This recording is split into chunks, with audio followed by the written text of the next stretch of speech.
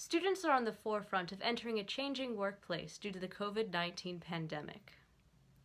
As they navigate new forms of networking, different forms of clinicals and student teaching, as well as professional development opportunities and internships, the following students from TCNJ share insight and new realizations about their intended career paths. People before this looked up to nurses and doctors and as like heroes and but now it's even more so now. My brother's also applying to nursing programs, and they're saying that like the amount of kids that are applying to nursing programs has like gone up, and it's even harder to get into nursing programs now. I'm from South Brunswick, and our school district was considering the whole, should we be reopening our schools? Should we go online? A friend of mine contacted me from here about maybe speaking at the Board of Ed meeting that night. What has ended up happening is where I started from the PhD program to switching to the idea of composition, my idea switched. Maybe I should look into getting a public policy degree, a master's in public policy. Perhaps consider running for school board here and trying to implement some of the changes I've got in mind. You hear a lot of people in STEM majors like it's a requirement to graduate. They have to produce a research paper, but that's not always the case for communications students. For me, what this study shows, I mean, not to dive too deep into the findings, but I think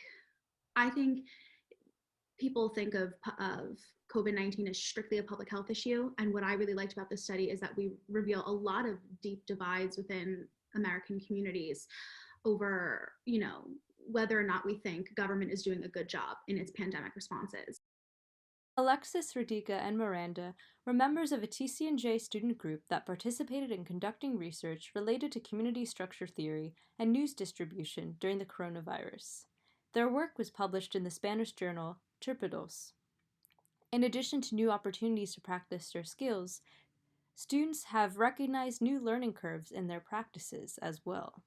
To the virtual world with music is a challenge because so much of what we do is in-person performances, playing with people next to us and making music together. It's very a group-oriented activity, and you can't exactly do that over Zoom. You can't all play together. It's not going to match up, the latency, the lag, whatever. So working with teachers, making those adjustments to, I guess, make it work. How can you have music in an environment that you can't do it, the way we're used to? So that involved, what's it called? Digital performances, engineering, audio matching, lining up videos. If someone breathes at this second and someone does it at this second, that stuff you can't really, it's tough to edit out.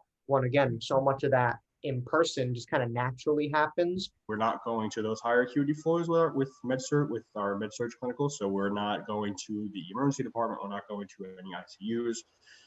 We're not going to ORs or anything because of COVID. So unfortunately, a lot of the nursing students for 2021 are going to graduate and not have that like higher acuity experience. Students present how they were able to overcome obstacles due to the pandemic through actions and ideas.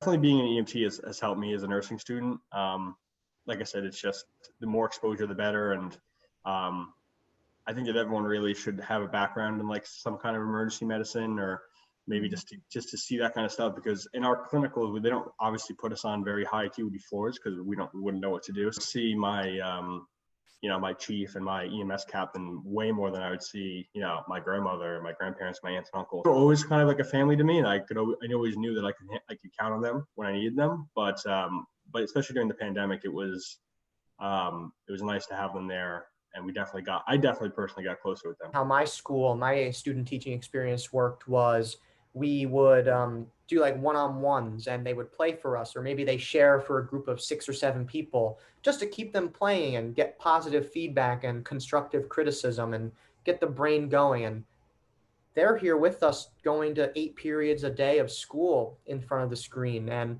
music should be an escape for them, and it should be an opportunity for them to forget about their classes. So hopefully we were able to make it a positive experience for them. In a time like this when we're so isolated, try to turn the loneliness to solitude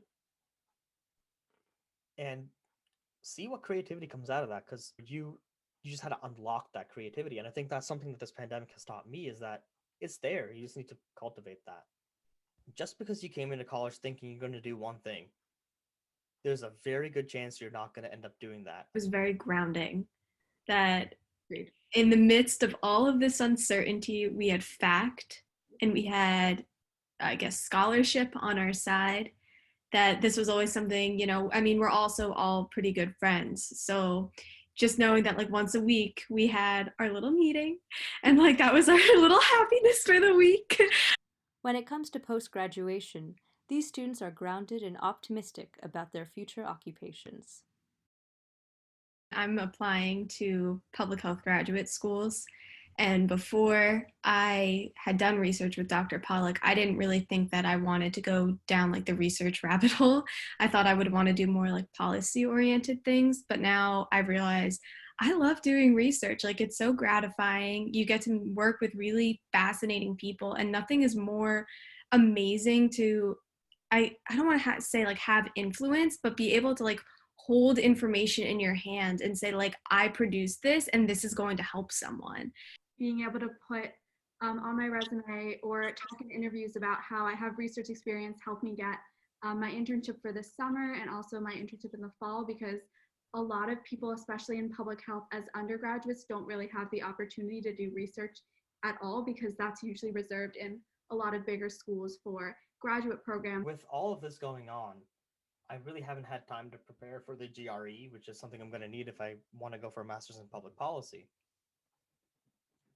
And so I have a feeling I'm going to end up taking a gap year as soon as I graduate.